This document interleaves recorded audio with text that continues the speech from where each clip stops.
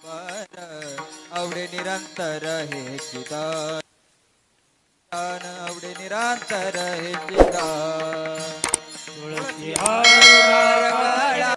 कासे पितांबर आवडे निरंतर हे चिदान निरंतर हे चिदान तुका मने माझे तुका मने माझे ती सर्व सुख तुका म्हणे माझे तुका म्हणे माझे येती सर्व सुख तुका मने माझे तुका मने माझे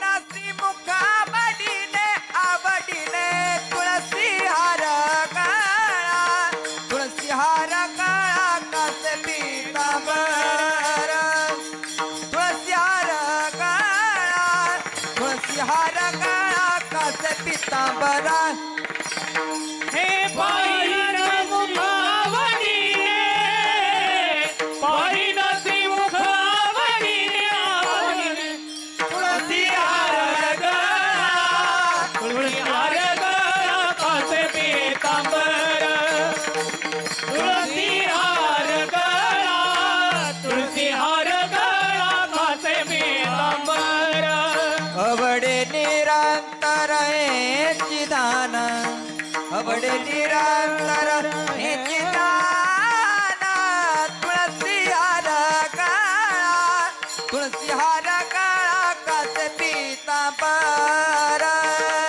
तुळसी हार काळा तुळसी हार काळा कासे पितांबर हे आवडे निरंतर हेचे ध्यान आवडे निरंतर हेचे ध्यान तुळसी हार गळा तुळसी हार गळा कासे पितांबर तुळसी हार गळा तुळसी हार गळा कासे पितांबर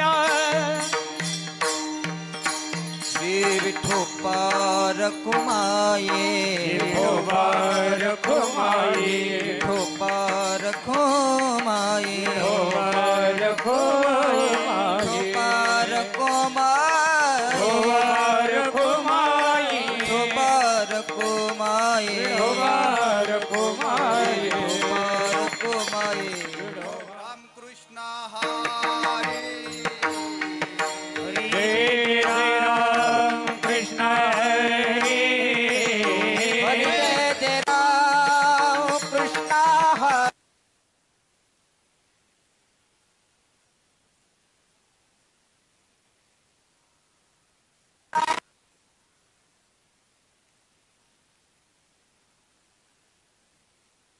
कृष्ण हरे जय राम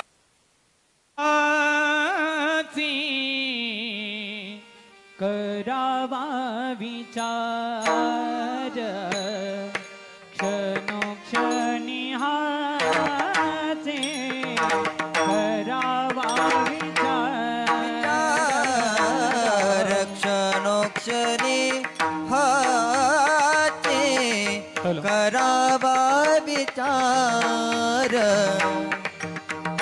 क्षणोक्षणी हाते करावा विचार क्षणोक्षणी हाची करावा विचार विचार क्षणोक्षणी हाची करावा विचार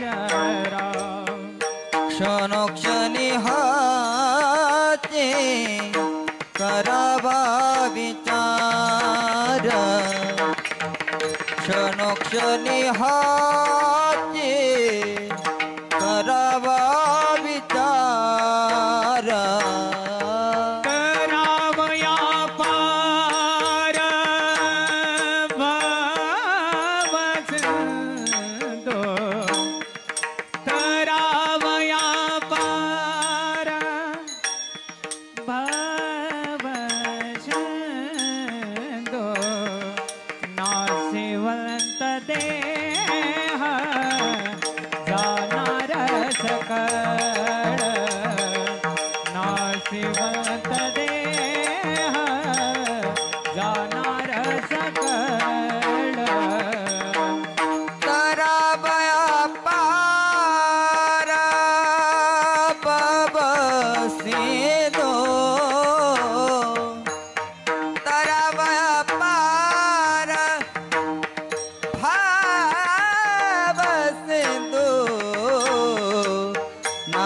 नाशिवंत देह जाणार सकळ नाशिवंत देह जाणार सकळ अविष खातो काळ सावधान हे अविष खातो काळ सावधान अविष खातो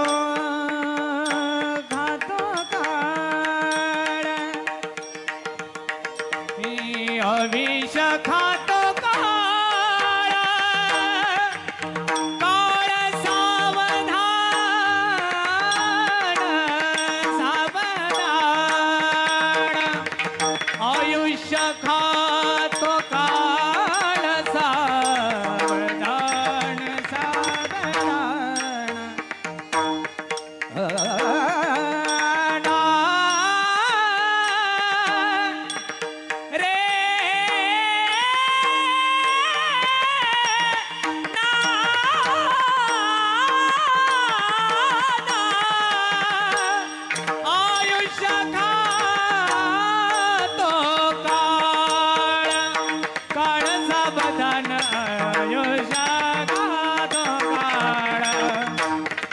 आयुष्य खातो काळ सावधान सावधान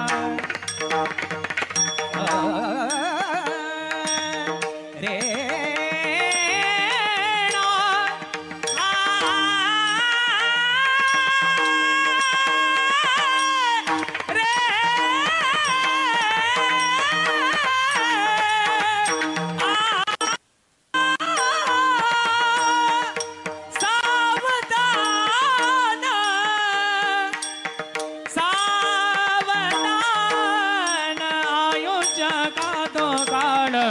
काळ सावधान सावधान सावधान सावधान रे ना हा हा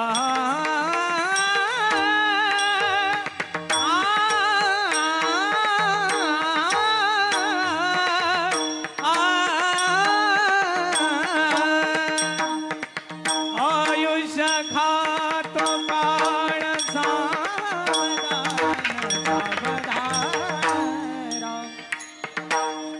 आयुष्य खात काळ सावधान सावधान आयुष्य खातो काळ आयुष्य खातो काळ आयुष्य खातो काळ हे आयुष्य खातो काळ हा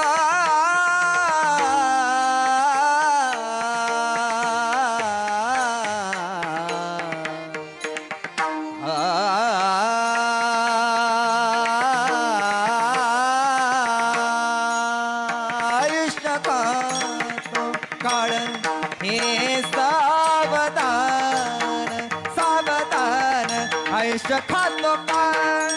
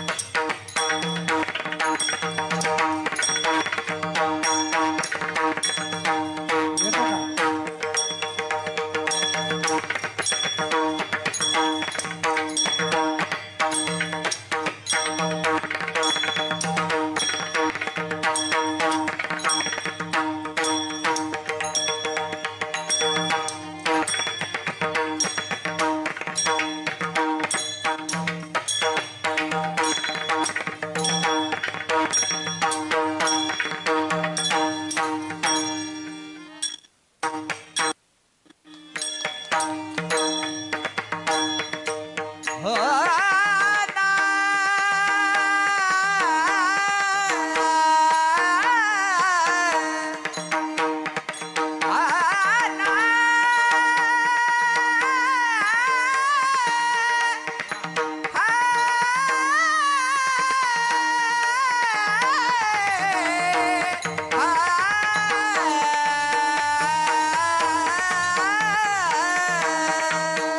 ऐशकात काळ सावधान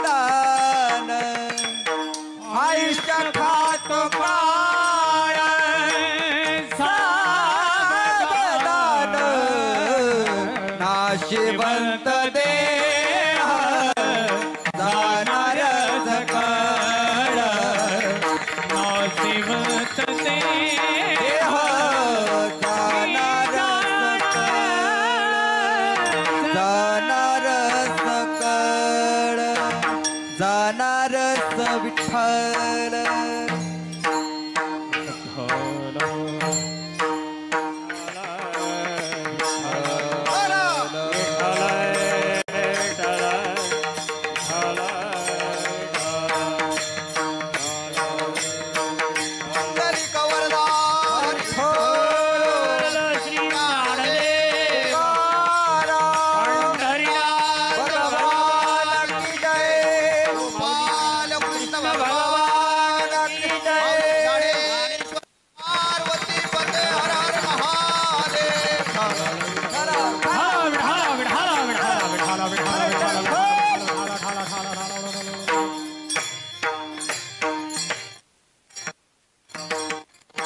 करावा विचार तरावया पार भव सिंधू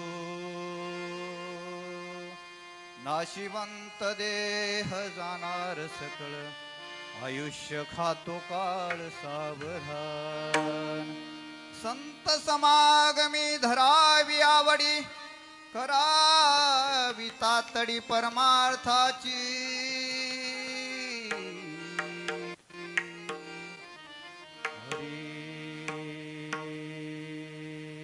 तुका म्हणे इहलोकीच्या व्यवहारे नका डोळे धुरे भरो निराहो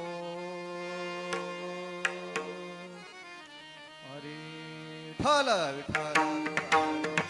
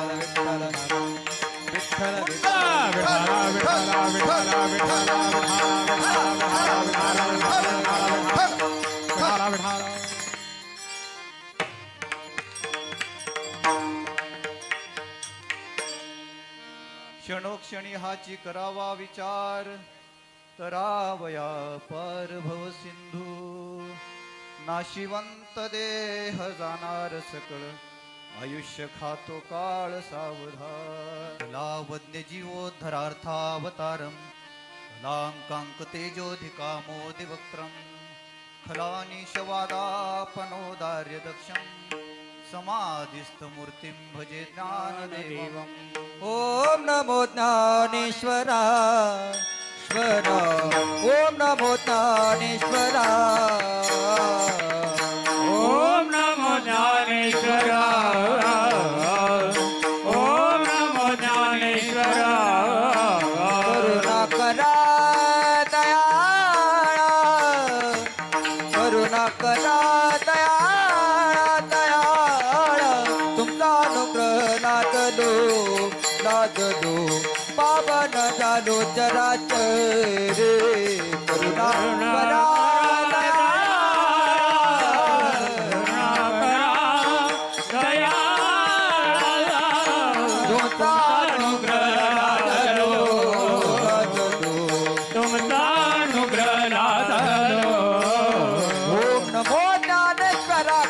करा दयाळा तुमचा अनुग्रह लादलो लादलो बाबा लादलो चराचरी ओम नमो ज्ञानेश्वरा करुणाकरा दयाळा तुमचा अनुग्रह लादलो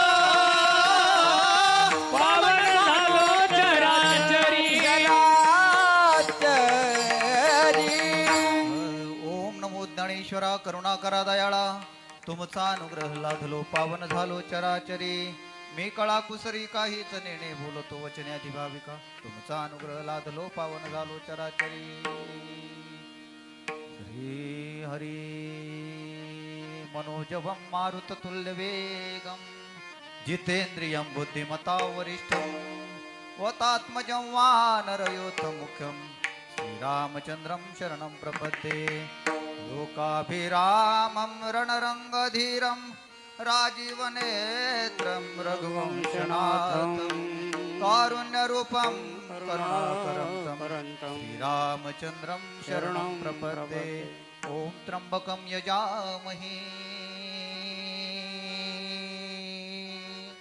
सुगन्धिं पुष्टिवर्धनम् उर्वारुकमिव बन्धनात् मृत्योर्मेक्षुयमामृतात् जयांचे केले स्मरण होय सकळ विद्यांचे अधिकरण तेची वंदू श्री चरण श्री गुरूंचे नमस्कारो आता सेवे लागी सेवक झालो तुमच्या लागलो निज चरणा अहो स्वामी तुकया देवा यावरी न करा भावेरो ठल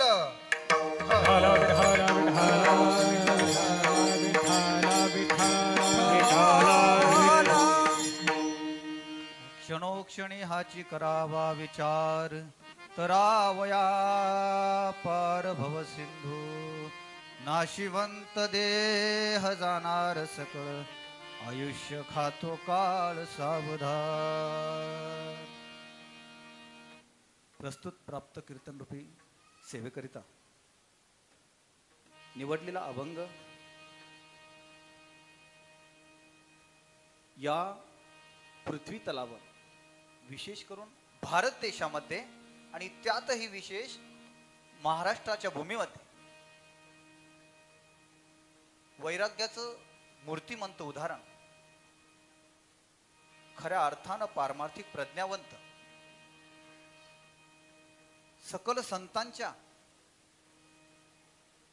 प्रेमभावातून आपल्या जीवनाचा उदरनिर्वाह पारमार्थिक उदरनिर्वाह अतिशय टोकापर्यंत नेणारे ज्यांचं वैराग्य म्हटलं की वैराग्याची शिरोमणी म्हणायला हरकत नाही अशी देऊची सुप्रसिद्ध संत जगमान्य संत देवमान्य संत संत मान्य संत अधिक प्रज्ञावंत करुणावंत कृपावंत बोलोबा पुत्र असणारे आमचे जगद्गुरु तुकोबारायांचा उपदेश प्रकरणातील 4 चरणाचा हा अभंग या ठिकाणच्या या नैमित्तिक सेवेकरिता आपण निवडलेला आहे। आज कोण्या निमित्तानं तुम्ही सर्व माता भगिनी पुरुष वर्ग बंधू पित्या समान असणारे तुम्ही सर्व आणि साथीला असणारे माझे सर्व मायबाप तुमच्या सर्वांच्या दर्शनाचा योग कशाच्या निमित्तानं आलं किंवा काय निमित्तानं तुम्ही आणि मी आपण समोरासमोर आलो हे जरी तुम्हाला ज्ञात असेल परंतु ते सांगणं हे वक्त्याचं आद्य कर्तव्य आहे आणि त्या न्यायाला धरून आज बरोबर 1 वर्षापूर्वी गोरडे परिवारातील एक बाप नावाचं छत्र इहलोकीचा प्रवास संपवून कायमस्वरूपी असणाऱ्या परलोकीच्या प्रवासाला निघून गेले। गोरडे परिवारावर 1 वर्षापूर्वी बरोबर अतोनात असणारा असहाय्य असणार जे कुणाच्याही मनी आणि ध्यानी नाही येणार अशा प्रकारचं दुःख येऊन कोसळलं। बरोबर 1 वर्षापूर्वी कैलासवासी संजय कडू गोरडे दादांचं या ठिकाणी देहावसान झालं। दादांनी आपल्या जीवनामध्ये अतिशय परिश्रम, अतिशय कष्टातून आपला संसार फुलवला. परंतु उगवतीला आलेला सूर्य ऐन दुपारी मावळावा, तसा प्रकार या गोरडे परिवारात घडला. त्यांच्या पश्चात त्यांचे वडील आहेत श्री कडू लक्ष्मण गोरडे, सौ सिंधुबाई कडू गोरडे आई आहेत, श्रीमती शोभा संजय गोरडे पत्नी आहेत, सौ सोनाली निलेश साबळे मुलगी आहे, सौ मोनाली शरद सुपेकर मुलगी आहे, चिरंजीव हर्षद संजय गोरडे मुलगा आहे, सौ लता दीपक सुपेकर बहीण आहे, सौ रेखा दत्तात्रय सुपेकर बहीण आहे, चिरंजीव लक्की शिवाजी गोरडे पुतणे आहेत, श्री किशोर कडू गोरडे भाऊ आहेत, सौ मंगल किशोर गोरडे भाऊजय आहेत, सौ संगीता किशोर गोरडे भाऊजय आहेत, श्री शिवाजी कडू गोरडे भाऊ आहेत, सौ अश्विनी शिवाजी गोरडे भाऊजय आहेत, कुमारी गायत्री किशोर गोरडे पुतणी आहेत, चिरंजीव कार्तिक किशोर गोरडे पुतणे आहेत, चिरंजीव प्रेम शिवाजी गोरडे पुतणे आहेत आणि कुमारी किरण शिवाजी गोरडे पुतणे आहेत.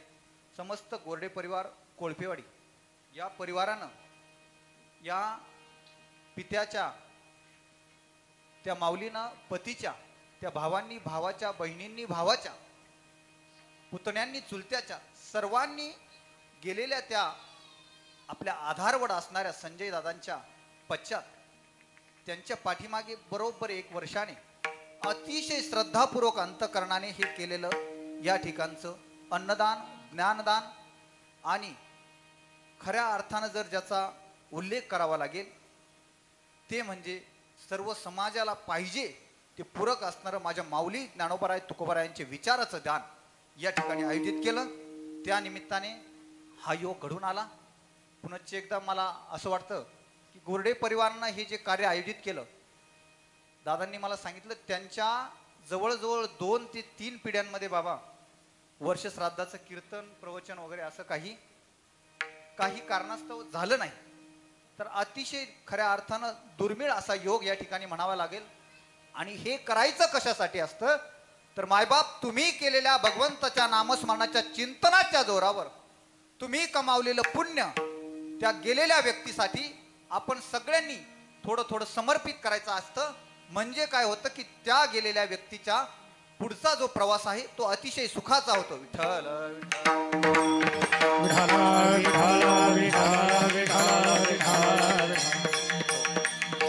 तर त्या योगाने आजची घडवून आलेली ही कीर्तन सेवा माझ्या वाट्याला ज्यांच्या कर्वे आली ते असणारे आमचे शिवाजी भाऊ कडू पाटील गोरडे, संजय दादांचे भाऊ आहेत. या दादांनी खऱ्या अर्थानं तळमळीने, अतिशय अंतकरणपूर्वक तळमळीने ठरवलं की बाबा इथून मागे जरी काही झालं नाही, नामसंकीर्तन, भजन, कीर्तन, प्रवचन याचा योग आमच्या पिढीमध्ये आलेला नसला, परंतु आता मात्र भगवंताने मला तेवढी ताकद दिलेली आहे की मी या ठिकाणी घाम गाळेन, कष्ट करेन, परंतु आम्ही सगळे बहीण भाऊ काय करू की आमच्या मोठ्या भावाच्या ऋणातून उतराई तर होऊच शकत नाही, परंतु एक त्याच्या प्रती आमचं कार्य, आमची एक जबाबदारी म्हणून आम्ही या ठिकाणी वर्ष श्राद्धाचं कीर्तन आयोजन करायचं आहे. तर तुम्हाला आम्ही विनंती करतो की एक कीर्तनाची सेवा कसं नियोजन करायचं, आपल्याला तुमचं कीर्तनाचा कार्यक्रम ठेवायचा आहे. लगेच दादांना म्हटलं काही हरकत नाही, तुम्ही माझ्यावर टाकलेला विश्वास पहिलं तीरावर नेण्याचं काम माझी आई माऊली ज्ञानोबाराय, माझा बाप श्री मयुरेश्वर बाप्पाजी करतील, शंकाच नाही. आणि म्हणून त्या योगाने आलेला हा सर्वस्व योगायोग असो. गेलेल्या या जीवाच्या संदर्भानं बोलायचं ठरलं तर एका पत्नीचा पती गेलेला आहे, 3 लहान लहान बालकांचा बाप गेलेला आहे, भाऊजाईंचा दीर गेलेला आहे, भाया गेलेला आहे, बहिणींचा भाऊ गेलेला आहे आणि माय बापाचं लेकरू गेलेलं आहे.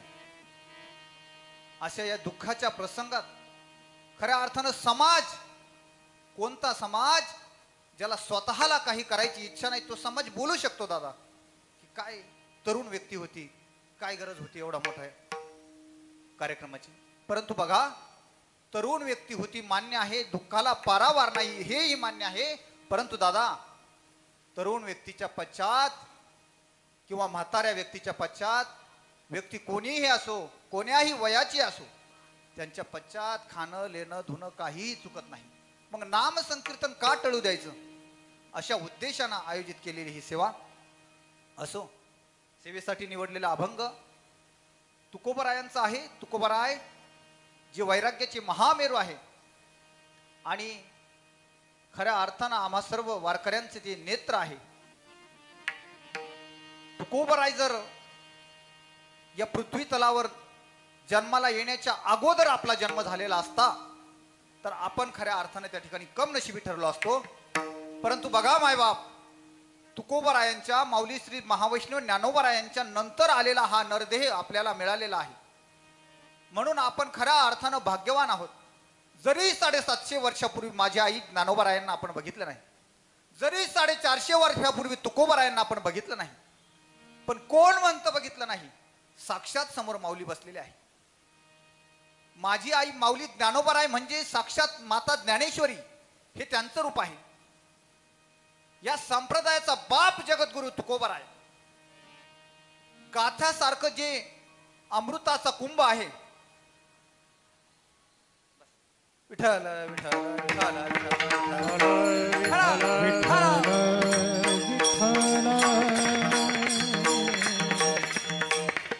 गाथ्यासारखा जो महाकुंभ आहे तो साक्षात तुकोबराय आहेत. भागवतासारखं जे जगाचं सर्वस्व अर्पण केलेलं आहे ते साक्षात भगवान श्रीकृष्ण आहे. मग बघा, आपण त्यांच्यानंतर जन्माला आलो, खरं तर हे आपलं भाग्यच आहे. असो, तुकोबरायांच्या उपदेश प्रकरणातील अतिशय सुंदर भाव असलेला, सर्व प्राणी मात्राला नव्हे फक्त मनुष्य प्राण्याला ज्याला देह प्राप्त झालेला आहे अशा मनुष्य प्राण्याला खऱ्या अर्थानं तुकोबराय या ठिकाणी उपदेश करत आहेत. उपदेश करत असताना कोणाला करायचा, का करायचा, कुणी करायचा आणि कशासाठी करायचा, हे 4 प्रश्न अत्यंत महत्वाचे आहेत. उपदेश करणारे तुकोबराय आहेत, अधिकार मोठा आहे. उपदेश ज्यांना करतायत ते प्राणी मात्र आहे. पण कोणते प्राणी? मनुष्य प्राणी. कशासाठी करतायत? न देखवे जन बुडत है जाना न देख येतो बळबळा म्हणूनी आहो, येतो बळबळा म्हणूनी बुडते देखवे डोळा येतो कळवळा म्हणून या प्राणी मात्राचा, या मनुष्य प्राण्याचा कळवळा येतो. या लोकांची अशी फरफट होते, अशी फरफट होते, अशी फरफट होते की भवसागर असणाऱ्या या सिंधूमध्ये, भवसागर असणाऱ्या या समुद्रामध्ये ही लोक बुडून जातात आणि हे मात्र साधू संतांना भगवत नाही. आणि म्हणून साठी उपदेश करणारे तुकोबराय आहेत. ज्यांना उपदेश करतात ते प्राणी मात्र आहे, मनुष्य प्राणी आहे. कशासाठी उपदेश करतात? महाराजांनी फार छान प्रमाण दिलं. बुडते हे जन न दखे डोळा. बुडणारे हे लोक, बुडणारे हे जन त्यांना बघवत नाही, म्हणून साठी हा उपदेश आहे. पण आहे कशासाठी बरं? बुडू नाही हे जरी खरं असलं, पण हे खरोखर बुडत आहेत का? याचं काय प्रमाण? हो, बुडत आहेत ना. आज लोकांच्या डोळ्यावर अतिशय अंधकाराची पट्टी छालेली आहे, डोळ्यावर धुंदी आहे. तुकोबराय म्हणतात, बाबांनो, क्षणक्षणा हाची करावा विचार. तुम्ही क्षणाक्षणाला हा विचार करा. कोणता विचार करा? हा भवसागर तुम्हाला तरुण जायचा आहे. तरावया पार भवसिंधू. अहो तुकोबराय, जर हा नाशिवंत देह आहे, तुकोबराय म्हणतात, बाबांनो, हा भवसागर तरायचा आहे, तरू की? तुकोबराय 100 वर्षाचं आयुष्य आहे. या महाराज बस बस दादा बस. विठ्ठल विठ्ठल विठ्ठल विठ्ठल विठ्ठल विठ्ठल. हो, तुकोबराय तरुण आहो, 100 वर्षाचं आयुष्य दिलेलं आहे देवाने आम्हाला. तरुण जाऊ की खूप दिवस आहे आमच्याकडे. पण तुकोबराय म्हणतात की बाबांनो, असं काही तुम्ही धुंदीत राहू नका. कधी कोणती वेळ येईल सांगता येत नाही. त्यासाठी तुम्ही काय करा, आणि हा जो तुम्हाला जो नरदेह, मनुष्य देह दिलेला आहे ना, या मनुष्य देहाचं काही खरं नाही. कारण काय? क्षणोक्षणी हाची करावा विचार. तरावया पार भव सिंधू. नाशिवंत देह जाणार सकळ. आयुष्य खातो काळ सावधान. तुमचं आयुष्य जे आहे ना तो काळ खात आहे. म्हणून तुम्ही काय करा की सावध राहा आणि या भवसागरातून तरुण जाण्याचा विचार क्षणाक्षणाला करत राहा. मग तुकोबर आहे आम्ही हे सगळं करू, पण कशा पद्धतीनं?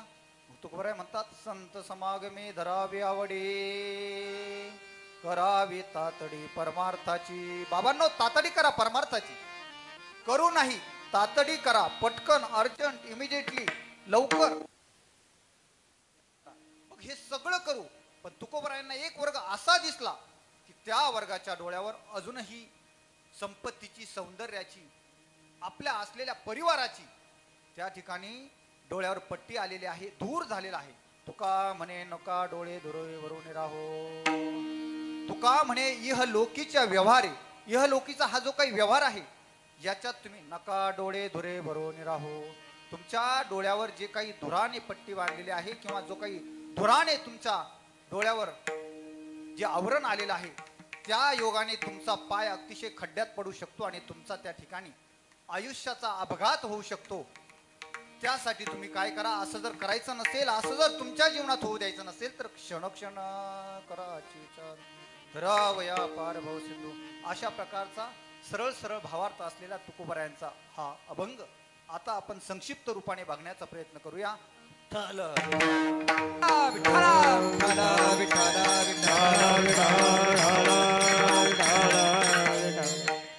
क्षणोक्षणा हाची कराव्या विचार.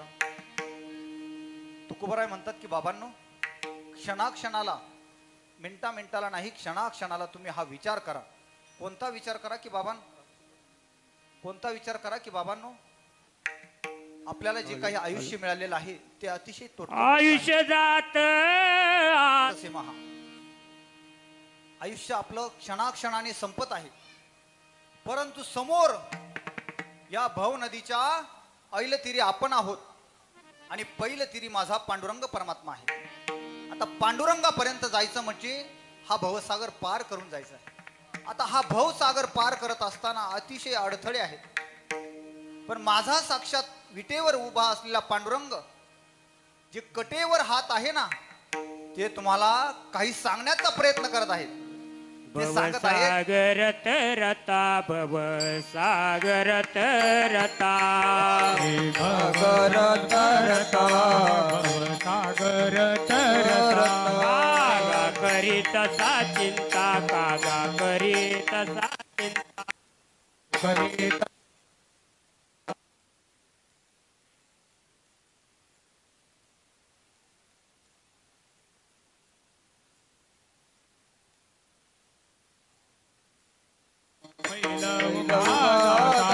कटिकर ठेवणी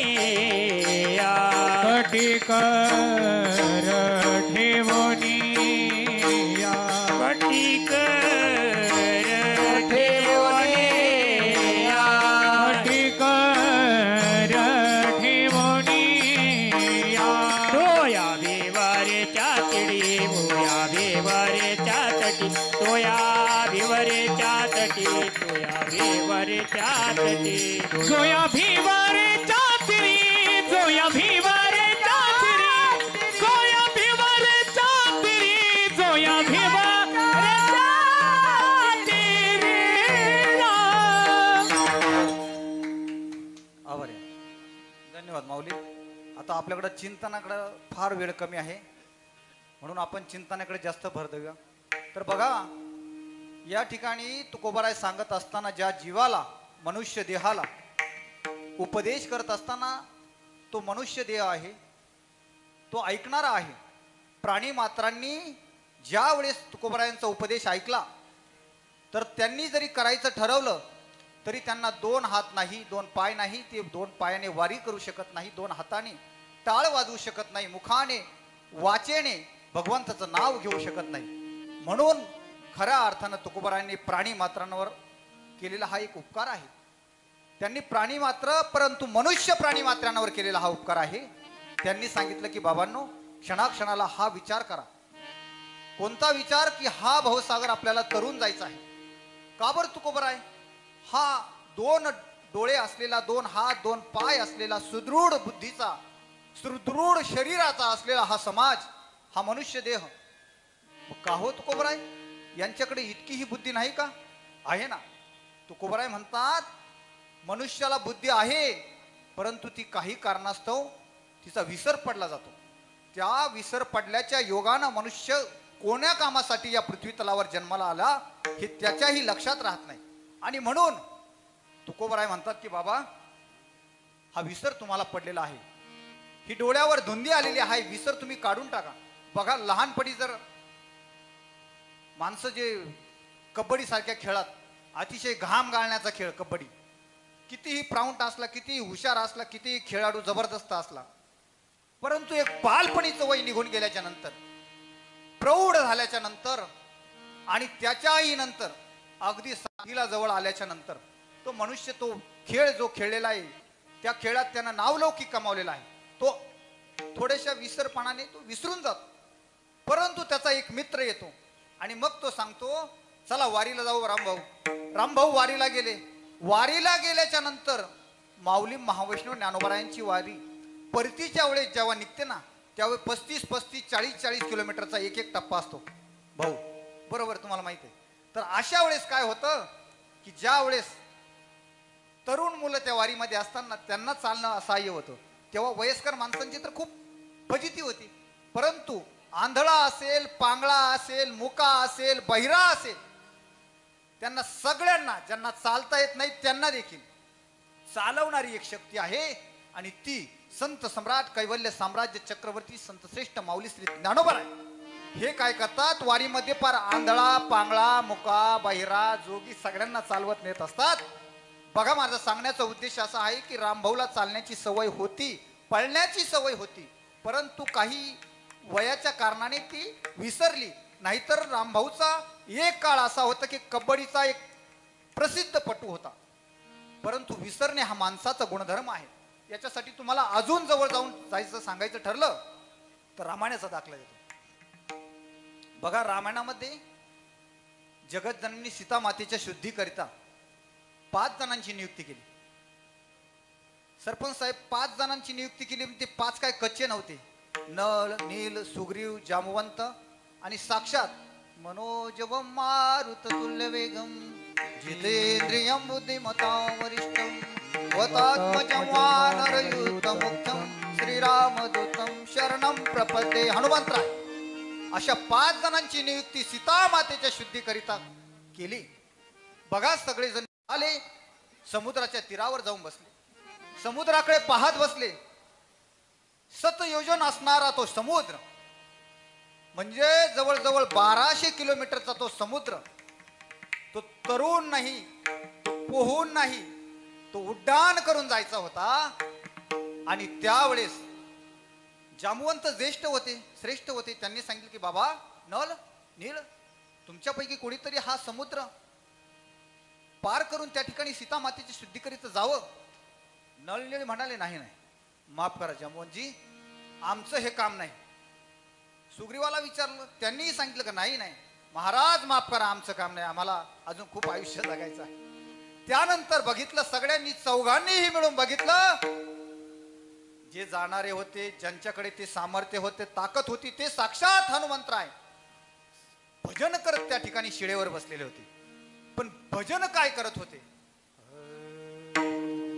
श्रीराम जय राम जय जय राम, श्रीराम जय राम जय जय राम, श्रीराम जय राम जय जय राम, श्रीराम जय राम जय जय राम, श्रीराम जय राम जय जय राम, श्रीराम जय राम जय जय राम, श्रीराम जय राम जय जय राम, श्रीराम जय राम जय जय राम, श्रीराम जय राम जय जय राम, श्रीराम जय राम जय जय राम, श्रीराम जय राम जय जय राम, श्रीराम जय राम जय जय राम, श्रीराम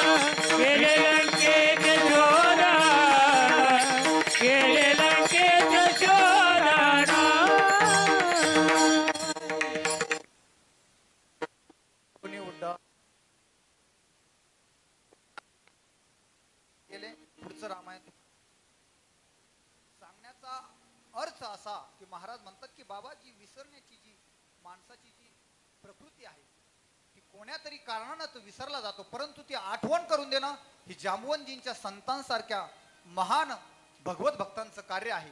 आणि तेच जांबवंतजींचं काम या ठिकाणी खऱ्या अर्थानं कोण करत आहे तर संत तुकोबराय करत आहे. तुकोबराय या जीवाला आठवण करून देत काय, बाबा तुम्ही विसरलेले आहात आणि म्हणून तुम्हाला हे आठवण करून देण्याची गरज पडली की बाबांनो क्षणाक्षणाला विचार करा. बाबा जर समजा हा विचार करायचा आम्ही नाही केला तर काय होईल हो, काय होईल? अरे बाबांनो असं करू नका. क्षणाक्षणाला केलेला विचार तुमच्या आयुष्यामध्ये खऱ्या अर्थानं तुम्हाला तरुण जाण्यासाठी मदत करेल. मग बाबा हा विचार करत असताना आणि नाही केलं तर नाश होईल. बाबांनो काय नाश होईल? तर नाशाचे बघा 3 प्रकार पडतात. एक म्हणजे आश्रय, एक म्हणजे परता आणि तिसरा स्वभाव. बरोबर, असे 3 प्रकार पडतात. बघा आश्रय नाशाचं मी छोटंसं उदाहरण सांगेन. एखाद्या भिंतीवर चित्र आहे, इकडे लक्ष द्या. भिंतीवर चित्र आहे, भिंतीवर चित्र आहे, पूर आला, पुरात भिंत वाहून गेले. त्या भिंतीवरचं चित्र तसे राहील का वाहून जाईल? वाहून जाणार. म्हणजे चित्राला तुम्ही संपवण्याची गरज नाही, त्या स्वभावाने तो गेला. बघा दुसरं उदाहरण आहे परता. काचेचं भांडं आहे किंवा मातीचं भांडं आहे. मातीच्या भांड्याला तुम्ही किती वर्ष ठेवले किंवा काचीच्या भांड्याला तुम्ही किती वर्ष ठेवले तर ते व्यवस्थित राहील हो, कितीही वर्ष व्यवस्थित राहील, त्याला काही अडचण नाही. परंतु तुम्ही जोपर्यंत त्याला धक्का लावत नाही तोपर्यंत काचेचं भांडं व्यवस्थित राहील. म्हणजे त्याच्या ठाई असलेला जो दोष आहे तो परता, त्याच्या ठाई असलेला जो स्वभाव आहे तो परता आहे. चिंतन आहे, व्यवस्थित आहे का? काय बघितलं आपण? स्वभाव बघितला, परता बघितला. आता तिसरा जो बघायचा आहे आपल्याला, एखादा रामभाऊने काय केलं की पुण्याला जायचं होतं. 1-2 किलो बाजारातून आंबे घेतले आणि ते कपाटामध्ये ठेवले, कपाटाला कुलूप लावलं. कपाटाला कुलूप लावलं, रामभाऊ पुण्याला गेले. मोजून 10 दिवसांनी रामभाऊ परत आले. परत आलेल्या रामभाऊने विचारलं, परत आलेल्या रामभाऊने पोराला विचारलं, पोरा हा वास कसला येतो आहे? पोराने सांगितलं, बाबा शोधतो आम्ही घरात. इकडं तिकडं बघितलं, कपाटातून वास येत होता. रामभाऊने विचारलं कशाचा वास आहे? त्याने सांगितलं, बाबा कपाट खोलायची द्या, चावी द्या, तुमच्याकडे चावी आहे. कपाटाची चावी घेतली, कपाट खोललं, बघितलं तर 2 किलो आंबे काळे कुळकुळीत झालेले होते. आंबे काळे कुळकुळीत झाले. रामभाऊ पोरांवर चिडला आणि म्हणाला, का रे तुम्हाला कळत नाही का या आंब्याचा नाश झाला? त्याने, बाबा 3 नंबरचा पोरगा जरा परखड होता, तो काय दादाच्या धमकीला घाबरला नाही. त्याने सांगितलं, दादा कपाटाची चावी कोणाकडे होती? दादा म्हटले, ते विचारू नको, मी काय विचारतो, या आंब्याचा नाश कोणी केला? तो म्हटला, दादा मी तेच सांगतो, हे कपाटाची चावी कोणाकडे होती? म्हणे माझ्याकडं. तुम्ही कुठे होता? पुण्याला. चावी घरी नाही ठेवली? नाही. मग नाश कोणी केला? तुम्हीच ठरवा म्हटले. अशा प्रकारचा तो नाश त्या रामभाऊनी केला नाही, कपाटाने केला नाही, पोरांनी केला नाही. त्या आंब्याच्या ठाई असलेला जो स्वभाव आहे तो सृष्टीचा नियम आहे, तशा प्रकारच्या नियमानं त्याचा नाश झाला. अगदी तशाच प्रकारे त्या नियमाचाच आपला हा मानव देह आहे. याला कुणीही काही करायची गरज नाही. काळा परत्वे आपोआप त्याचं वय होत जाईल, होत जाईल, होत जाईल आणि असलेल्या या नरदेहाचा नाश होईल. यात कुणीही, ही त्रिवार सत्य आहे, यात बदल होणं शक्य नाही. म्हणून त्या ठाई असलेला जो गुण आहे ना,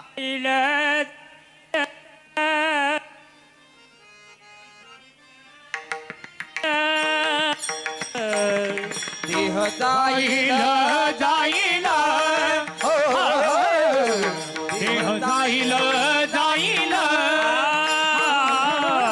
देह जाईल जाईल देह जाईल जाईल देह जाईल जाईल देह जाईल जाईल देह जाईल जाईल या काळोबा खाईल वा वा या काळोबा खाईल देह जाईल जाईल देह जाईल जाईल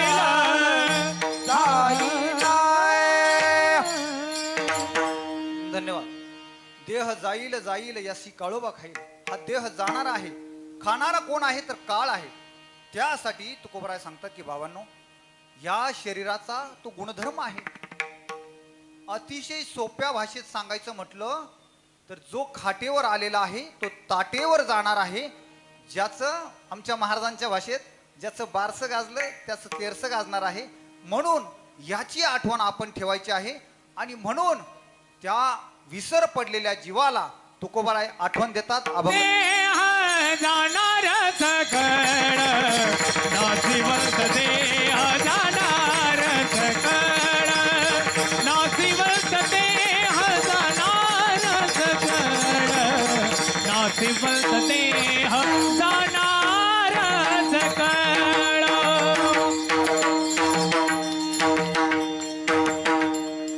एकदम महाराजांसाठी जोरदार टाळ्या वाजवा. अतिशय छान. माझा मुलगा संजय महाराजांचा मुलगा महाराजांकडे या ठिकाणी शिवाश्रम कोळगाव पाटीला बाबांकडे क्लासला आहे. 12वा 15वा अध्याय मुखोद्गत आहे. आता शिबिर घेतलं त्यांनी. त्याबरोबर माझ्या मुलांचे, संजय महाराजांच्या मुलाचे आणि असे 25 मुलं जवळजवळ तिथे क्लासला आहे. आणि असे क्लास त्यांचे जवळजवळ आठवड्यातले सगळे दिवस 2 वेळेत सकाळ आणि संध्याकाळ अशा पद्धतीने संपूर्ण आठवडाभर संप्रदायाची सेवा, संप्रदायाची भावी शिलेदार घडवण्याचं काम आमचे मृदंगाचे महामेरू धीरजजी महाराज कुरे शिंगणापूरकर बाबांच्या चरणी वंदन. खूप छान सेवा. तर महाराज म्हणतात की बाबा हा विचार तुम्ही विसरून जाऊ नका. क्षणाक्षणाला हा विचार करा. कशासाठी? तरावया पार भव सिंधू. महाराज आम्हाला सांगा, जाऊ की हो? आता काय आहे, लगेच 100 वर्षाचं आयुष्य मिळालेलं आहे, जाऊ की नंतर? महाराज म्हटले असं करू नका. का करू नका? बघा, हा जो देह काही मिळालेला आहे ना माणसाला, या देहाचा एक क्षणाचा भरोसा नाही. या देहाला खाण्यासाठी जो काळ आहे ना तो टपलेला आहे. समोर काळ टपलेला असताना तुम्ही कोणत्या धुंदीत आहात? करू भजन ना, करू ना. आता कुठं म्हातारे झाले? अहो सरपंच साहेब, जर तरुण मुलं जर मंदिराकडे निघाले ना, अक्षरशः काही काही वयस्कर माणसं म्हणतात, का रे अय तूच म्हातारा झाला काय? हा, चालला तोंड घेऊन भजनात. अरे भजनात जायला तोंड घरी ठेवता येत नाही. आणि भजन करणारे माणसं तरुणच असायला हवे. भगवंताच्या चरणावरती वाहणारी जी फुलं होय ती सुकलेली नसतात. ती ताजी फुलं आपण भगवंताच्या चरणावर जर वाहत असू तर परमार्थ करत असताना सुद्धा या भगवंताच्या चरणावरती आपल्या देहाचं जे तरुण फुलं आहे ते समर्पित करा. त्याने काय होईल की खऱ्या अर्थानं भगवंताला तुमच्याविषयी कळवळा येईल, साधू संतांना तुमच्याविषयी कळवळा येईल.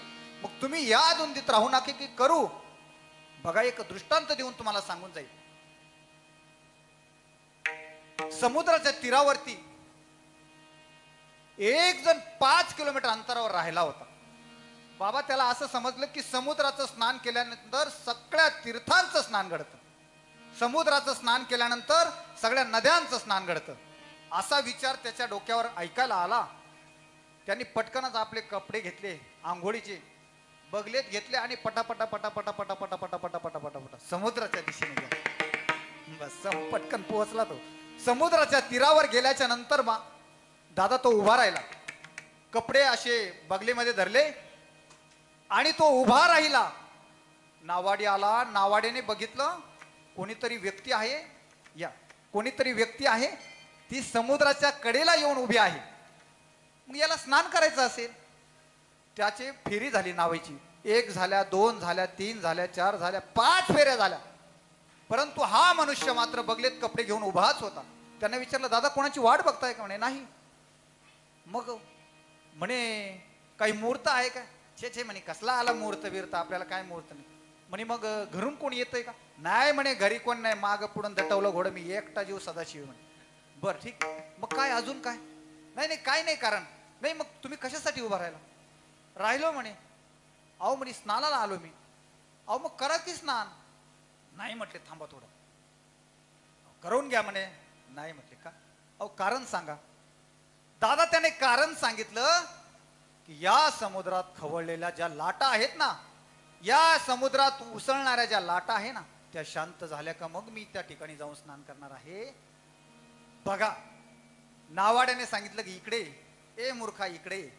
अरे बाबा, आयुष्यभर जरी उभा राहिला ना या समुद्राच्या तीरावर आणि या लाटा शांत होण्याची वाट जर बघितली ना तरी या लाटा शांत होऊ शकत नाही. बाबा तू लवकर ये. तुझ्या या नरदेहाला या समुद्र रूपी भवसागरातून तरून जायचं असेल किंवा तुझ्या या देहाला या परमार्थ रूपी आंघोळ करून घ्यायची असेल तर आयुष्य, मुलं बाळ, बायका पोरं, सौंदर्य संपत्ती कशाची ही वाट न बघता तू लगेच सुरुवात कर. आता कपडे खाली ठेव, पहिला परमार्थाची आंघोळ करून घे. नाहीतर बाबा असे कोट्यावधी नाही अब्जावधी जी जन्माला आले आणि निघून गेले, समुद्राच्या लाटा कधी शांत झाल्या नाही. बघा मायबाप, तो समुद्र म्हणजे आपलं जीवन आहे, तो मनुष्य म्हणजे आपण आहोत. आणि ते आपल्याला जी सांगायला आलेला नावाडी आहेत ना ते संत आहेत. त्यांनी सांगितलं असं की बाबा रे, तू म्हणशील माझा मोठ्या पोराचं लग्न झालं, त्याला एक मुलगा झाला, एक मुलगी झाली, ते बालवाडीपर्यंत शिक्षण घ्यायला लागले, पण मग तोपर्यंत माझी लहानी मुलगी लग्नाला येते, मग जावयाचं तोंड बघेन, नाताचं तोंड बघेन आणि मग मी वारीला जाईल. जमणार नाही. कधीही अचानक तुझा घात होऊ शकतो. म्हणून तू काय कर, अरे बाबा लवकर परमार्थाची आंघोळ करून घे. हे शक्य नाही. तडी परमार्थे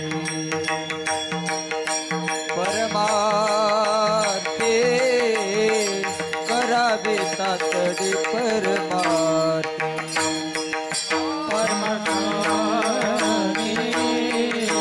करावे तातडे परमार्थ. करावी तातडी परमार्थे करावी तातडी परमार्थे नाशी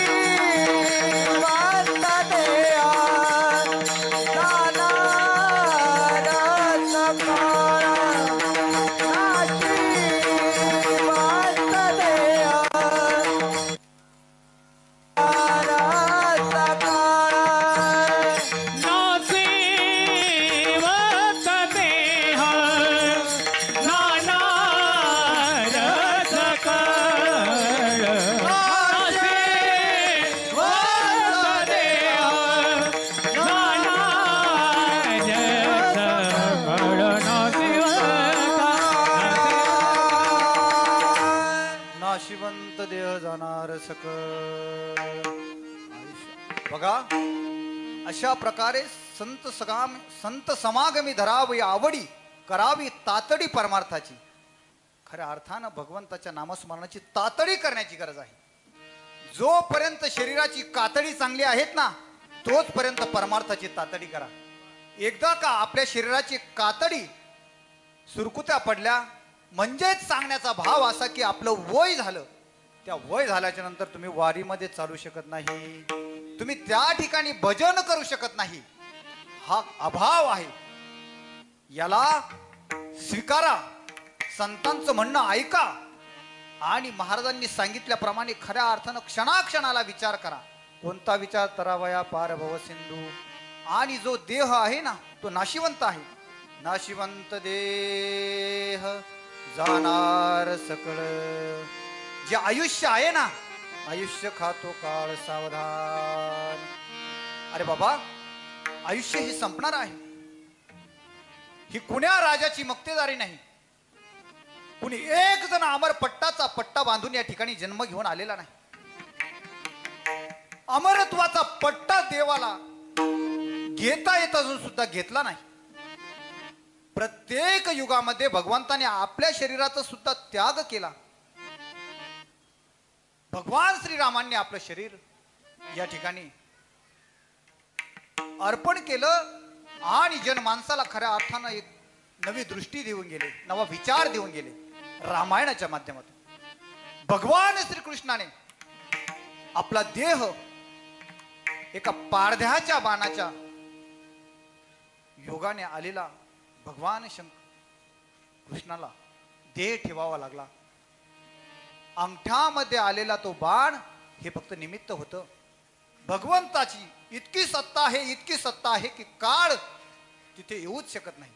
परंतु वेळोवेळी या सृष्टीचा नियम भगवंताने मोडला नाही.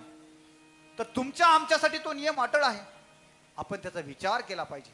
बघा, एक लहान बाळ त्याला पाळण्यात घातलं आणि त्या ठिकाणी त्याची आई मदालसा त्याला त्या ठिकाणी सांगत आहे, बाबा हा देह जो आहे ना तो नाशिवंत आहे. हा देह नाशिवंत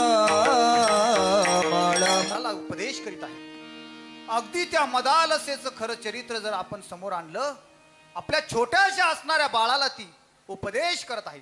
पण उपदेश इतका महान आहे.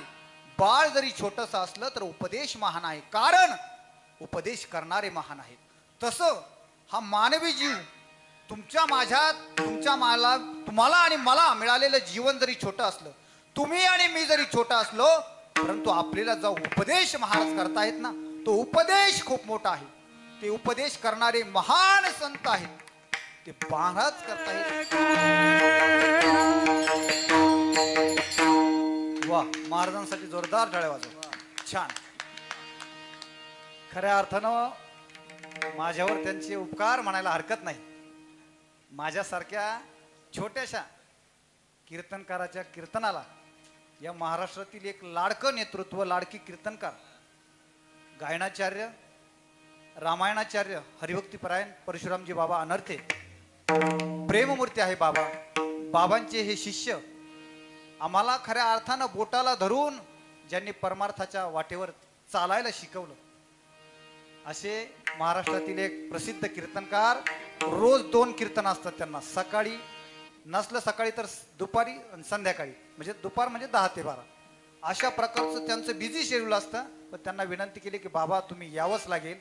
ते आले आणि त्यांनीच सगळ्या काही प्रकारे तुमच्या समोर दिसत आहे, त्यांनी ते तयार केलं. विठ्ठल हो. तर अशा प्रकारचा असणारा उपदेश त्या ठिकाणी तुकोबराय आपल्याला करत असताना सांगतात की बाबा आयुष्य थोडकं आहे, विचार थांबण्याचा करू नकोस. पटापटा पटापटा पटा जे परमार्थ करून घेता येईल तो पटकन पदरात पाडून घे. कारण एक वेळ जीवनात अशी येईल की त्यावेळी तुझ्या हातात हा नरदेह राहणार नाही. त्यावेळेस तुला वाटलं परमार्थ करायचा तरी तो करता येणं शक्य नाही. एक पाहतसा एकांची दहने, सावध त्या गुणे कार्य नवा. मारा हाक देवा बयाटासे, जव काळायचे झाले नाही. मरणांची तवा गाठोडी, मरणाची तवा गाठोडी, हे मरणांची तव गाठोडी पदरी. मरणाची तवा गाठोडी पदरी, जिणे तो जीवरी माप भरे, जिणे तो जीवरी माप भरे. जिरे तुझे भरी पाप भरी, जिरे तुझे भरी पाप भरी.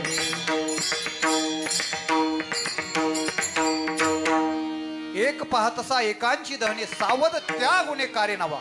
तुकोबराय सांगतात की बाबांनो, एक पाहतसा एकांची दहने. आपण अंत्य यात्रेला ज्यावेळेस एखाद्या व्यक्तीच्या जातो त्यावेळेस ढाना ढाना ढाना ढाना पेटलेलं ते सरण बघतो. अरे बघा, तुकोबराय सांगतात की बाबा एक पाहतसा एकांची दहने, समोरचा दहन होऊ राहिला, संपू राहिला.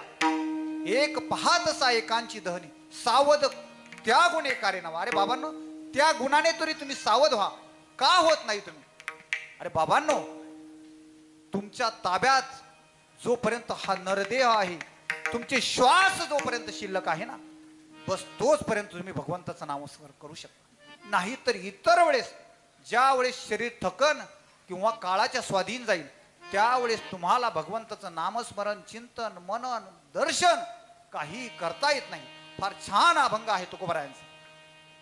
बघा, तुम्हाला यातून जर समजलं नसेल तर एक छोटासा दृष्टांत देऊन जाईल. एक डोंगर होता. डोंगर पार करून त्या ठिकाणी त्या मनुष्याला पलीकडे जायचं होतं. तो डोंगर म्हणजे आपलं आयुष्य आहे आणि ते पार करायचं आहे. तो व्यक्ती म्हणजे आपण स्वतः आहोत. स्वतः बघा, स्वतःच आत्मपरीक्षण करा. त्या व्यक्तीनं असं ठरवलं की दादा, माझ्याकडे खूप वेळ शिल्लक आहे. आता इतक्यात तर सूर्योदय झालेला आहे. सूर्य मावळतील अजून खूप वेळ आहे. जाईल की मी दुपारची निहारी करेल आणि मग निघेल पुढच्या प्रवासाला, असा विचार मनात केला आणि तो माणूस त्या ठिकाणी थांबून राहिला. महाराज म्हणतात की त्या डोंगर पार करून जाणाऱ्या म्हणजे आपण स्वतः त्या आयुष्याचा डोंगर पार करून जात असताना परमार्थाचा तो ठिकाणी सूर्योदय, आपल्या आयुष्याचा सूर्योदय झालेला आहे. परमार्थाची वाटचाल त्या ठिकाणी त्या प्रवासाच्या माध्यमातून करायची आहे. तो जीवनरूपी प्रवास आहे. बघा मायबाप, त्या व्यक्तीने असं ठरवलं की आता जाऊ आपण, पण महाराज सांगतात की बाबा तू लवकर निघ, लवकर निघा आणि वेळेवर पोहोचा. म्हणजे तू लवकर जर निघाला तर डोंगरामध्ये अतिशय भयानक प्रकारचे श्वापद, हिंस्र अशा प्रकारचे पशुपक्षी आहे. त्यांना त्या ठिकाणी वाट चुकवून तुला तुझं मार्गक्रमण करायचं आहे, तुझा प्रवास करायचा आहे. तो डोंगर तिसरा काही नाही, तुमचं आयुष्य आहे. मग असा प्रवास करत असताना त्या ठिकाणी तो मनुष्य निघाला. जर वेळेवर निघाला नाही तर होईल काय? त्या डोंगर दऱ्यांच्या तो जो डोंगर पार करायचा आहे त्या रस्त्यामध्ये असणारे जे आडकाठे आहे ते वासनारूपी हिंस्र पशुपक्षी आहे. संसार रूपी त्या ठिकाणी मोह मायाची काही जाळे आहेत. हिंस्र अशा प्रकारचे पशुपक्षी प्राणी आहेत. काम आणि क्रोध नावाचे त्या ठिकाणचे हिंस्र कसे प्राणी आहेत. ते तुम्हाला काय करतील की तो डोंगर पार करत असताना तुम्हाला ते पुढचं आयुष्य परमार्थाच्या दिशेने जाऊ देणार नाही. पहिलं तीराला त्या बाजूला जाऊ देणार नाही. कोण? काम क्रोधादी असलेले ते विकार, म्हणजेच ते हिंस्र पक्षी काय कशा करता जाऊ देणार नाही की तो डोंगर म्हणजे त्यांचं ठिकाण आहे. तो डोंगर म्हणजे आपलं आयुष्य आहे आणि संसारात त्यांनी तळ ठोकून ठेवलेला आहे. परंतु त्यांना सारून जर बाजूला जायचं असले तर महाराज सांगतात की बाबा तुम्ही थांबू नका, चालत राहा, लवकर निघा, सूर्योदय होता लगेच निघा. म्हणजे काय होईल की अंधार पडण्याच्या अगोदर, अंधार कोणता बघा, अंधार म्हणजे आपलं जीवन मावळतीला जाणे म्हणजे अंधार पडणे. आयुष्य पार करून जात असताना मध्येच जर अंधार पडला म्हणजे मध्येच जर आपलं आयुष्य, आपला जीव, आपला आत्मा त्या ठिकाणी रामाच्या चरणाशी निघून गेला तर खाली माती उरेल आणि माती उरल्याच्या नंतर हा प्रवास अधुरा राहील आणि तुमचं जे यथोचित असणारं ध्येय आहे ते तुमच्याकडून गाठलं जाणार नाही. महाराज म्हणतात की बाबांनो तुम्ही लवकर निघा म्हणजे लवकर पोहोचाल. हा अशा प्रकारचा जो भाव आहे तो महाराज सांगत असताना त्या भक्ताने केलेला एक प्रश्न आहे की महाराज तुम्ही दिलेला दृष्टांत माझ्या खूप डोक्यात बसलेला आहे. जायचं नक्की आहे, मग कशासाठी उशीर करायचा? लवकरच जायचं आहे. मग महाराज कशा पद्धतीने जाऊ आम्ही? कोण्या संगतीचा विचार करावा, कोणाचा हात धरावा आणि कशा पद्धतीने जावं? तातडी करायची आहे परमार्थाची. कोण्या संगतीने जायचं आहे तर संत समागमे धरावी आवडी, करावी तातडी परमार्थाची. बाबा तुम्ही संत समागमाचं आवड धरा, संतांची कास धरून राहा, संतांच्या विचारावर तुम्ही विश्वास ठेवा. कारण संत एकमात्र असे आहे की ते या पृथ्वी तलावर एकमात्र संत असे आहे की ते खऱ्या अर्थाने करुणालय आहे, वरुणालय आहे.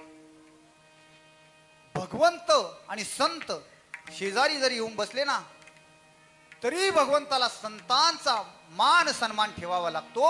याचं कारण असं आहे की संतांची जी स्टेप म्हणा किंवा संतांची जी उंची आहे ती भगवंतापेक्षाही थोडी मोठी आहे. पांडुरंगाने यावं आणि नामदेवरायाच्या कीर्तनामध्ये टाळ घ्यावा, नामदेवरायाच्या कीर्तनामध्ये नाचावं. तो म्हटला आता बघा 1-2-4 टिपणं जर एखाद्या महाराजांचे चांगले फिट बसले ना सरपंच साहेब तर त्याला लगेच असं वाटतं म्हणजे असं ते दुसरे महाराज नाही बरं का, असं माझं सांगतो मी, तर असं त्या माणसाला वाटतं की नाही आता कंबर खूप दुखतंय, पाय दुखतंय, खालीच बसून घेतो आता नको.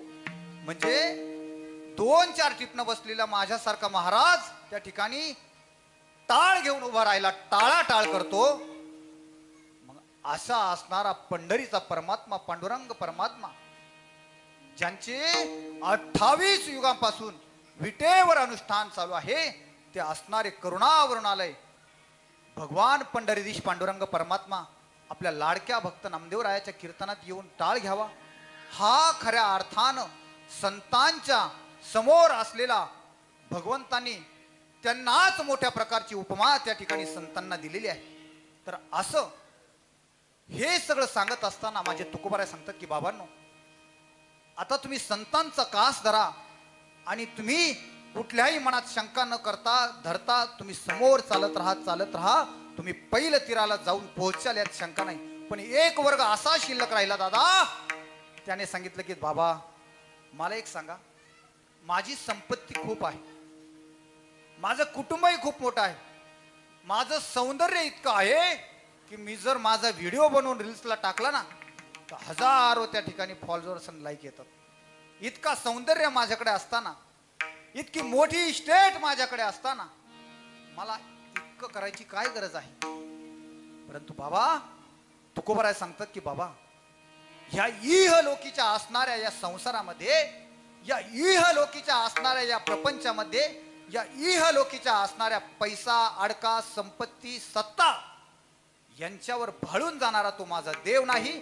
आणि त्याच्या परते तुम्हाला जर पुढचा प्रवास चांगला होत असता तर टाटा, अंबानी यांचा प्रवास तर मग सुखाचा नाही, अत्यंत सुखाचा झाला असता.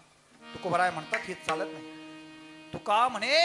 तुकोबाराय म्हणतात की बाबा या इहलोकात हे चालत नाही.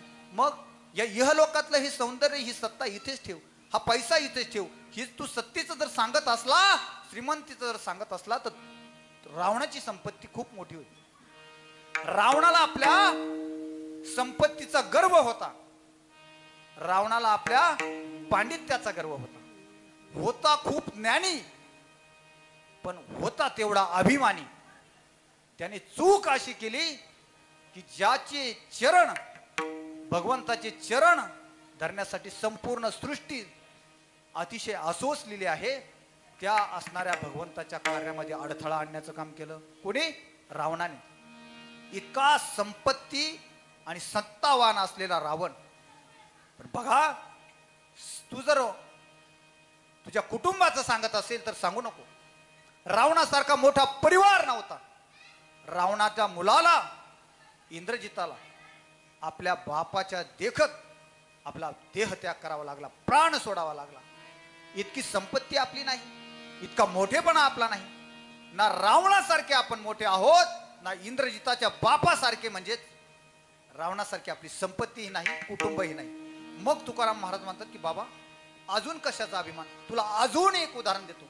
अभिमन्यू साक्षात भगवान श्रीकृष्ण ज्याचा मामा आहे, अर्जुनासारखा ज्याचा बाप आहे, त्याला सुद्धा या जगातून जावं लागलं. मग तू ही कुठल्या प्रकारचं डोळ्यावर धुंदी आणि धूर आलेला आहे तुझ्या? कुठल्या प्रकारची डोळ्यावर धुंदी आहे? बाबा असं काही करू नको. ही धुंदी सोड आणि खऱ्या अर्थानं भगवंताचं नामस्मरण कर. आता तुम्ही आणि मी भगवंताच्या नामस्मरणात इतकं दंगून जायचं, इतकं दंगून जायचं, प्रत्येकाने वर हात करायचे. करा, वर हात करा, करा नामस्मरण. ठोपार कुमाई विठोबार कुमाई, विठोबार कुमाई विठोबार कुमाई, ठोपार कुमाई विठोबार कुमाई, ठोपार कुमाई विठोबार कुमाई,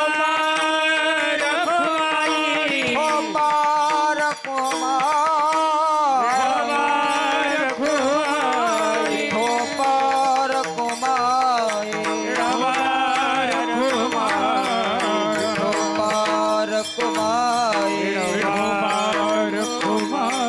विठोबार कुमाई, ठोपार कुमाई विठोबार कुमाई, ठोपार कुमाई विठोबार कुमाई, ठोपार कुमाई ठोबार कुमार, ठोपार माये हरी विठो पारको माये पारको माये पुंडलिक वरदा हरी विठ्ठल श्री ज्ञानदेव तुकाराम निवृत्तीनाथ महाराज माऊली ज्ञानेश्वर महाराज जगद्गुरु तुकाराम महाराज बोलो रे माई समर्थ की जय पार्वती पदे हर हर महादेव पारको माये जय पारको माये पारको माये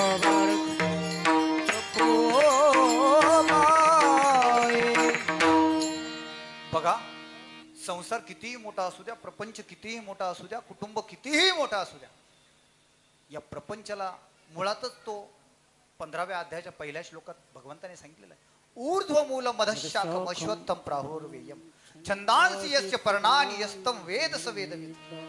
याची मुळातच मूळवरती आहे आणि त्या फळाच्या अपेक्षेनं आपण जे कार्य चालवलेलं आहे ते कार्य काही उपयोगाचं नाही. भगवंताचं नामस्मरण हे ह्या जगातील त्रिवार सत्य आहे. मृत्यू हा एक दिवस नक्की येणार आहे, यात शंका नाही.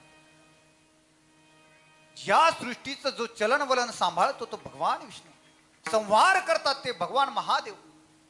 या महादेवानं सुद्धा हे देह तादात्म्य सोडलं.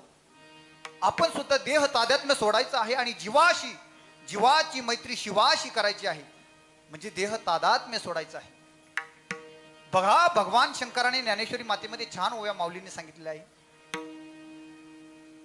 माऊली सांगतात की बाबा, येणेची क्षेत्राभिमाने राज्य तेजोनी शाने गुंती जाणोनी स्मशाने वासू केला.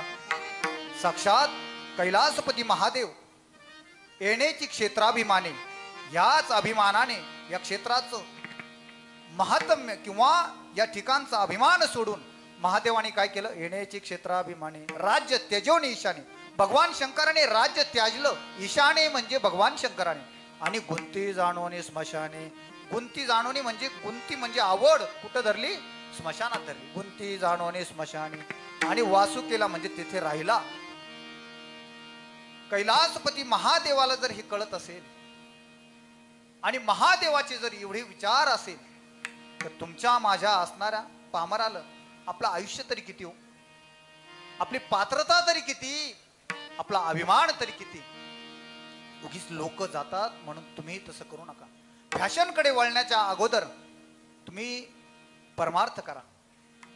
तुम्ही चांगले राहा, नीटनेटके राहा, परंतु त्याच्या नावाखाली व्याभिचार होऊ नका. व्याभिचारी होत असताना खऱ्या अर्थानं त्या ठिकाणी संस्कृतीचं धर्माचं पतन होत असतं. मृत्यूला समोर ठेवून जर वागत असाल तर अंतकाळ नक्कीच चांगला राहील. आणि मृत्यूच्या बाबतीत जर तुम्ही डोळ्यावर धूर आणलेला असेल तर मात्र एक दिवस कोणीही जीव असतो त्यावर वाईट वेळ आल्याशिवाय राहत नाही. लोक पळतात म्हणून त्या दिशेनं पळू नका हो. जे आपण म्हणतो आता युग आहे, त्या युगाच्या नावाखाली जर तुम्ही पळत असाल, एक सांगू बाबा, लोकांच्या सोबत लोक म्हणतात तसं, लोक चालतात तसं जर आपण त्यांच्या पद्धतीनं त्या ऍक्शनच्या नावाखाली त्या पद्धतीने जर पळत राहिलो, उडत राहिलो, तर उडणं हा कचऱ्याचा गुणधर्म आहे. उडणं हा कचऱ्याचा गुणधर्म आहे. त्याच्यामुळं नक्की संतांच्या विचारांचा अवलंब आपल्या जीवनात करा.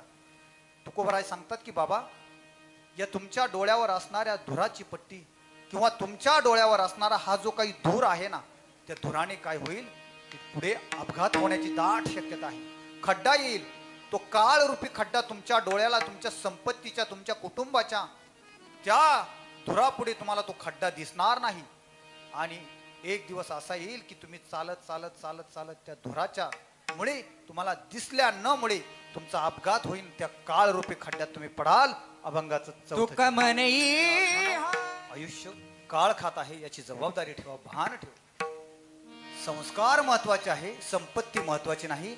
आपले मुलं जन्माला घालत असताना किंवा जन्माला घातल्याच्या नंतर संस्काराचा प्रोटोकॉल, संस्काराचा नियम त्यांच्या जीवनात घालून द्या. सत्ता संपत्ती कमावली नाही तरी चालेल. एक वेळेस अशी यायला नको की म्हातारा आजारी पडल्याच्या नंतर डॉक्टरला बोलवायच्या ऐवजी मुलं वकिलाला बोलावतील अशी तजवीज मुलांकडून आपल्या आयुष्याची शेवटी व्हायला नको याचं भान प्रत्येकाने ठेवलं पाहिजे.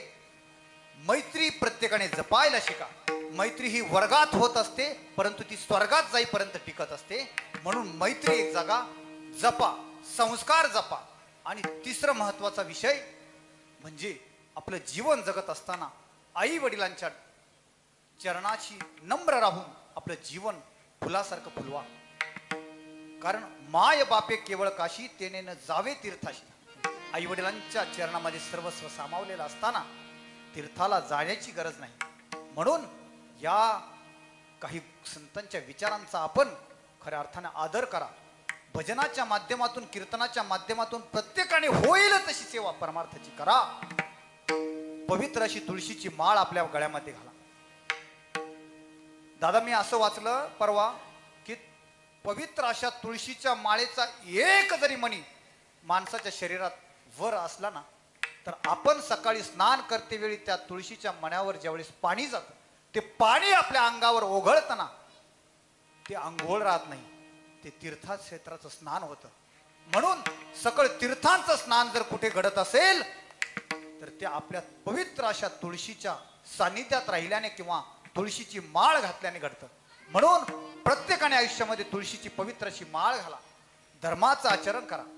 सगळ्यांना संपूर्ण वेळेच्या, संपूर्ण आयुष्याच्या, संपूर्ण अशा चांगल्या जीवनाच्या शुभेच्छा देतो. आणि खऱ्या अर्थानं तुमच्या सर्व माय बाप, बंधू भगिनी, आपल्या सर्वांच्या दर्शनाचा योग ज्यामुळे आला ते कारण तुम्हाला जरी माहीत असेल तरी माझं सांगणं कर्तव्य आहे. या ठिकाणी बरोबर 1 वर्षापूर्वी आपल्या कोळपेवाडीतील एक तरुण तरफदार व्यक्तिमत्व, लाडकं, प्रत्येकाला हवं असं व्यक्तिमत्व, कैलासवासी संजय कडू गोरडे दादांचं बरोबर 1 वर्षापूर्वी या ठिकाणी जाणं झालेलं आहे. दादांच्या पश्चात जो परिवार आहे अतिशय मोठा गोकुळासारखा भरलेला परिवार आहे. मी पहिल्यांदा सगळ्यांची नावं घेतली.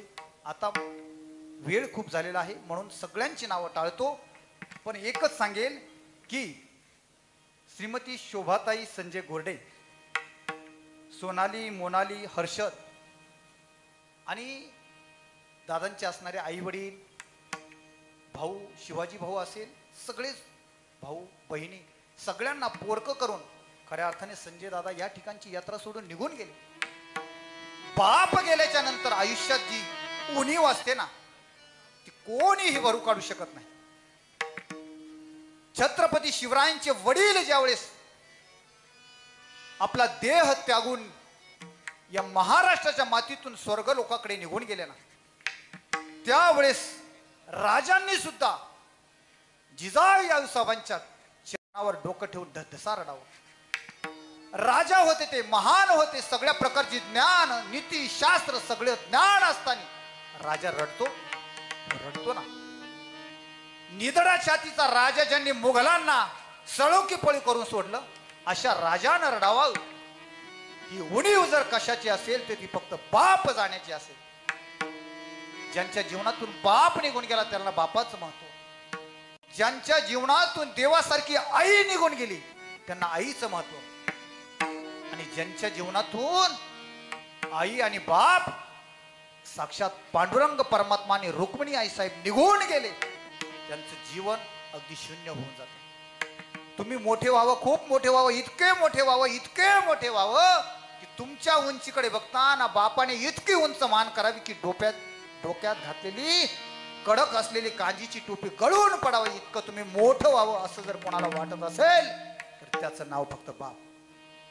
हर्षदादाच्या जीवनातला बाप गेला, सोनाली मोनालीच्या जीवनातला बाप गेला, शोभाताईच्या जीवनातलं कुंकू गेलं. ही कमी, ही उणीव या ठिकाणी आयुष्यात कोणीही भरून काढू शकत नाही. म्हणून जाता जाता या ठिकाणी संप्रदायाच्या नियमाप्रमाणे माझं चिंतन संपलेलं आहे. नवे मी संपवण्यात पटापटा आवरून घेतलेला आहे. बाप सांगतो आणि 2च मिनिटात सेवेला पूर्णविराम देतो.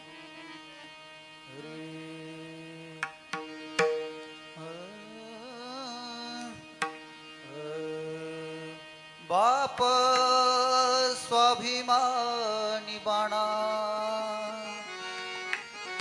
बाप कनखर त्याच्या काळ जात सुद्धा लाजाळूची संवेदना बाप तलवार ढाल बाप पेटती मशाल बाप जाग तो म्हणून घर झोपते खुशाल त्याची पहाडाची छाती त्याचे हृदय गुलाब त्याच्या घामाच्या थेंबाना हिऱ्या मोत्याचा रुबाब असा बाप या लेकरांच्या आयुष्यातून निघून गेला. ही कमी जरी कोणी भरून काढू शकत नाही, परंतु मी त्या लेकरांना एकच सांगेन, तुम्हाला जर कधी बापाची आठवण आली तर तुम्ही दुसरं तिसरं कोणाच्या गळ्यात पडू नका. तुम्हाला जर बापाची आठवण आली तर तुम्ही दुसरं तिसरं कोणाच्या पायावर पडू नका. तुम्हाला जर बापाची आठवण आली तर तुम्ही कोणाचा सल्ला घेऊ नका. तुम्ही काय करा, थेट आळंदी गाठा. ज्ञानियांचा राजा गुरु महाराव म्हणती ज्ञानदेव तुम्हासी. ते ज्ञानोबा आई सगळ्या जगाची आई आहे, विश्व माऊली आहे. आणि नुसत्या आईच नाही तर जगाचा बाप सुद्धा आहे. त्या माऊलींच्या समाधीवरती जा, तिथं समाधी नाही साक्षात माऊली बसलेले आहे. तुम्ही दर्शन घेऊन या. तुमच्या जीवनातील सगळ्या गोष्टींचा समाचार, सगळ्या गोष्टींच्या दुःखाचा नाश आणि सगळ्या गोष्टींचं उत्तर त्या ठिकाणी तुम्हाला मिळेल. एवढी अशी छोटीशी विनंती तुम्हाला करतो. आणि आमच्या गोरडे परिवाराकडून एक विनंती आहे, ती अगदी काही क्षणात माझी त्या ठिकाणी पाठांतराची ती कविता नव्हती, परंतु आग्रहास्तव त्या माऊलीच्या, ज्या माऊलीच्या कपाळाचं कुंकू गेलं तिच्यासाठी. अरे रडता भरले, अरे रडता रडता डोळे भरले भरले, आसू सरले सरले आता हुंदके उरले. अरे रडता रडता डोळे भरले भरले, आसू सरले सरले आता हुंदके उरले. आसू सरले सरले आता माझा मलेच विसावा. आसू सरले सरले माझा मलेच विसावा. असा सवा बिगर रडू नको माझ्या जीवा, रडू नको माझ्या जीवा. तुला रड्याची रे सव, रडू नको माझ्या जीवा. तुला रड्याची रे सव. आसू हासाव रे जवा त्यात संसाराची चव. देव गेले देवा घरी, देव गेले देवा घरी. आठी ठेईसानी ठेवा डोळ्या पुढे तीन लाल. नको रडू माझ्या जीवा, कुंकू पुसल पुसल,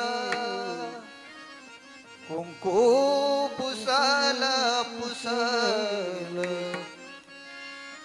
आता उरल गोंधन हे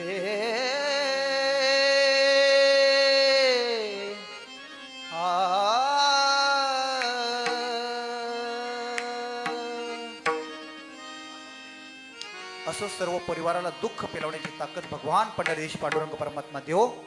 आपण पुनश्च एकदा सगळ्यांच्या चरणारविंदी मी कोटी कोटी नम्र भावाने नतमस्तक होतो आजच्या या सेवेसाठी. माझ्यावर खऱ्या अर्थाने ज्यांनी विश्वास टाकला ते आमचे शिवाजी भाऊ घोरडे. आज सक्का भाऊ पक्का वैरी झालेला असताना या भावांनी, घोरडे परिवारातील या भावांनी खऱ्या अर्थानं या भावाचा, मोठ्या असलेल्या भावाचं हे वर्ष श्राद्धाच्या निमित्तानं आणि त्यातून उतराई होण्याचा प्रयत्न करून हे जे नियोजन आयोजन केलं, त्या माणसानं दिवसभर घाम घाम घाम गाळून या ठिकाणी रुपयाला रुपया केला आणि आपलं या ठिकाणी कीर्तनाची सेवा घडून आणली. म्हणून त्या दादासाठी एकदा जोरदार टाळ्या वाजवा. त्याचप्रमाणे उपस्थित असलेले सगळेच माझ्यावर प्रेम करणारे आमचे नितीनजी महाराज भोसले, संजयजी महाराज वागचौरे, देशमुख काका, शेंडगे काका, मंजूरहून आलेले आमचे रंगामामा, अशोकजी मामा, धीरजजी बाबा कुरे, सुपेकर महाराज, बबनतात्या कोळपे, आजीबाई, इकडं गायन सम्राट आकाशजी महाराज आव्हाळ. अगदी आंधळ्याच्या टावळ्यात ताळीत कावळा सापडावा तशा प्रकारे आकाशजी महाराजांचे आज अचानक या ठिकाणी येणं झालं. त्यांच्याही चरणी कोटी कोटी प्रणाम.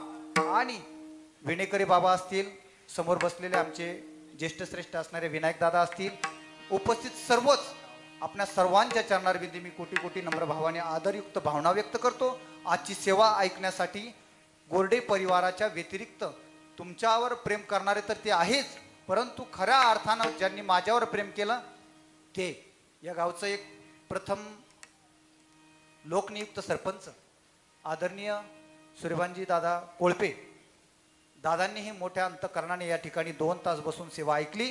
त्याचप्रमाणे संजीवनी सहकारी साखर कारखान्याचे माजी संचालक आमचे असणारे निवृत्तीभाऊ कोळपे, वारकरी संप्रदायाचं भूषण, दादांच्याही चरणी कोटी कोटी भाव.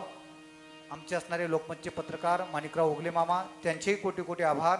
बाबासाहेब तात्या कोळपे असतील, त्याचप्रमाणे सुपेकर महाराज, सगळेच जण.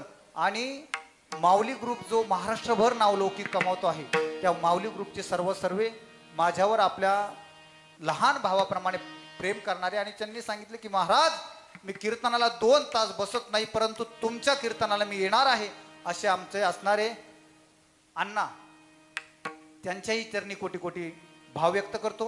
हा माझा असणारा येडा दोडा आवाज तुमच्यापर्यंत ज्यांनी गोड करून पाठवला ते असणारे आमचे विघनवाडीचे, माझ्यावर अगदी छोट्या भावाप्रमाणे प्रेम करणारे आणि मला सोबत घेऊन चालणारे आमचे नितीन महाराजांचे साडू, हरिभक्ती परायण बाजीराव नाना थोरात, बाबांचे कोटी कोटी आभार. आपल्या व्यस्त असलेल्या जीवनशैलीतून जयश्री मोबाईल शॉपीचे मालक श्री विजूभाऊ कोळपेनी या ठिकाणी 2 तास येऊन कीर्तन ऐकलं, त्यांचेही खूप खूप आभार. नाना भाऊ असतील, उपस्थित सर्वच जणांचे आभार. वरपे साहेब, सगळेच परिवार माझ्या ओळखीचा आहे, उपस्थित सगळेच माझे रोजच्या दर्शनातले आहेत. माधव गंगाधर माळवे बाबा असतील, आणि मी ज्यांच्याकडे पाहून हे चिंतन ज्ञान मनन करत असतो त्या आमच्या असणाऱ्या माळवे आजी, लुटे आजी, तुम्हा सर्वांचे चरणी कोटी कोटी भाव व्यक्त करतो. माझे वडील या ठिकाणी उपस्थित आहे, त्यांनीही आपल्या लेकराची सेवा या ठिकाणी ऐकली, त्यांच्याही चरणी कोटी कोटी भाव व्यक्त करतो आणि या ठिकाणच्या सेवेला पूर्ण विराम. ज्ञानेश्वर महाबुले, ज्ञानराज महाबुले,